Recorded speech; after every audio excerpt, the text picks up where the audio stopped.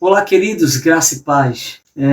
Eu estou aqui meditando, na palavra de Deus através das lições bíblicas da Escola Dominical. Nesta oportunidade eu trago aqui a reflexão da lição 10, que será ministrada domingo, hein? E aí eu quero trazer uma síntese, tá bom? Para você ter um norte do que vai ser abordado em sala de aula e que você possa estar muito atento, porque certamente o seu professor, que é muito dedicado, vai estar trazendo para vós outros, tudo aquilo que ele, com auxílio do Espírito Santo, vai passar para você, irmão, que ama a Escola Bíblica Dominical. O título da lição é A Expansão da Igreja. O texto áureo vai estar lá em Atos capítulo 8, versículo 4 e 5, que diz: Mas os que andavam dispersos iam por toda parte anunciando a palavra, e, descendo Filipe à cidade de Samaria, lhes pregava a Cristo. A referência eu já falei, e a verdade prática será: a igreja só crescerá quando ultrapassar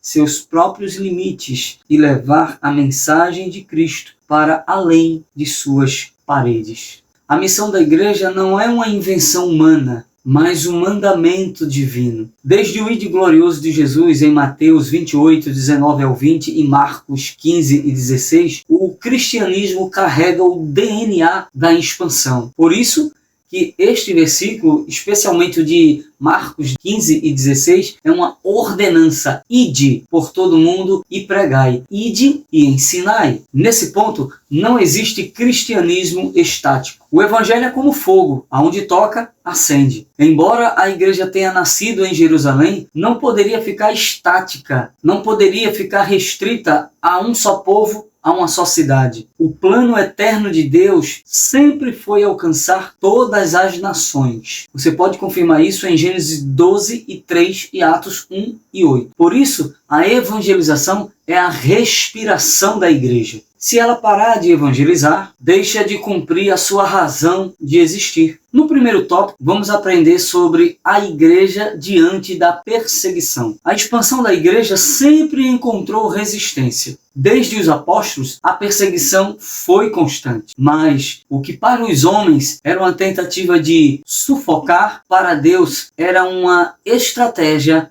para espalhar.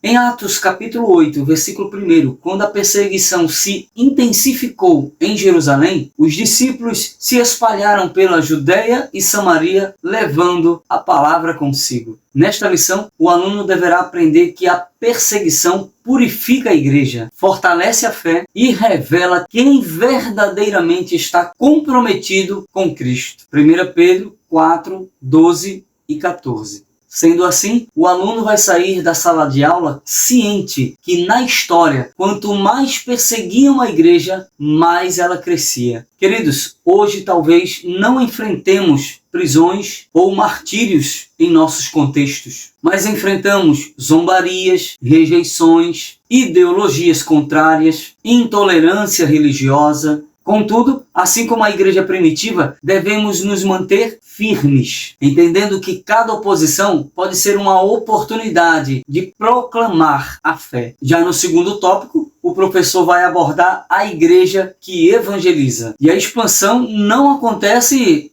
automaticamente, não. Ela exige obediência ao chamado missionário. A igreja primitiva evangelizava em todos os lugares, no templo, nas casas, nas ruas e nas viagens missionárias. A referência está em Atos 5 e 42 e Atos 13, 2 e 3. É importante destacar que o aluno deve sair dessa aula entendendo que evangelizar não era um departamento da igreja, era a essência de cada crente. Cada discípulo era uma testemunha viva de Cristo. Paulo, Barnabé, Estevão, Filipe, todos tinham o mesmo espírito. Lembra do texto de 1 Coríntios, capítulo 9 e o versículo 16? Ai de mim, se não anunciar o Evangelho. Sendo assim, o aluno vai sair desta aula aprendendo sobre este segundo tópico, que evangelizar não é simplesmente falar, mas viver o Evangelho. Hoje precisamos testemunhar com palavras e ações, aproveitando cada recurso, seja no púlpito, nas redes sociais, no trabalho ou na vizinhança. A igreja só será relevante se for uma igreja que evangeliza. Daí a importância do bom testemunho no bairro, na cidade onde moramos. Se o crente compra, o crente paga. Se o crente anda com Cristo, fala a verdade, entre outros. Por fim, o professor trará na lição 10 o terceiro e último tópico, que diz: a igreja que dá suporte à evangelização. Importante dizer que esse último tópico da lição 10, a expansão só é possível quando há suporte. Embora nem todos vão pregar em terras distantes, mas todos podem cooperar. Eu abro aqui um parênteses para trazer a miúdo, trocando a miúdo, como diz o mineiro, a exemplo do exército humano. É composto de fuzileiros e artilheiros, a exemplo de evangelização, de dar suporte.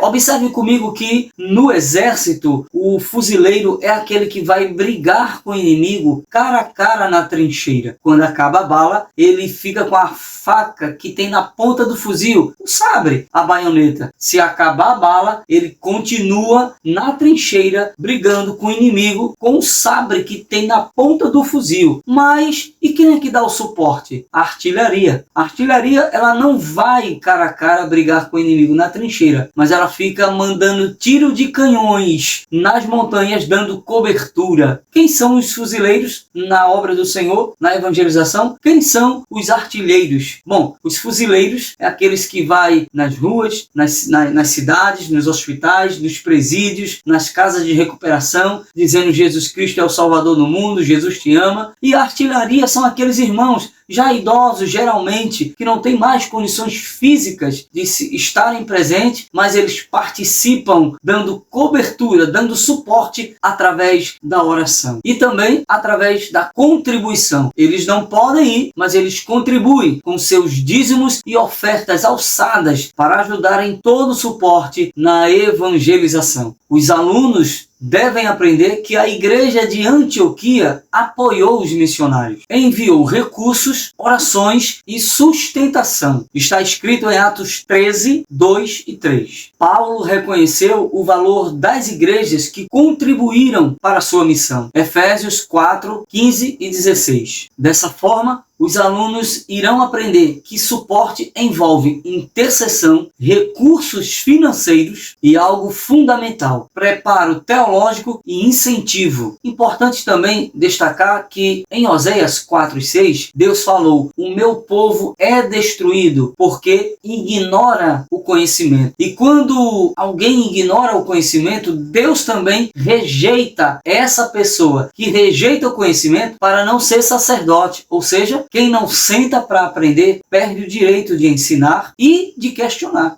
Hoje, sustentar missionários, investir em projetos evangelísticos, apoiar quem prega, interceder em oração, tudo isso é parte essencial da obra. Quem contribui participa da mesma recompensa dos que vão. Por isso que é correto afirmar que a evangelização é uma obra coletiva do corpo de Cristo. Conclusão: a expansão da igreja é a maior evidência que o Espírito Santo, que é missionário, continua operando. Perseguições não a impedem, antes a fortalecem. Evangelização é a sua essência e missão. O suporte é o combustível que garante que a sua chama não se apague. Portanto, cabe a nós, como Igreja do Senhor, assumir o mesmo compromisso da igreja primitiva: proclamar a Cristo, sustentar a obra e permanecer fiéis, até que o último ouvido ouça e o último coração seja alcançado. Portanto, eu encerro esta síntese com o versículo que está inserido em Atos, capítulo 1 e o versículo 8. Mas recebereis a virtude do Espírito Santo, que há de vir sobre vós, e ser-me-eis testemunhas, tanto em Jerusalém, como em toda a Judeia e Samaria, e até aos confins da terra. Que Deus em Cristo te abençoe, e se Jesus não voltar hoje, até a próxima. Graça e paz.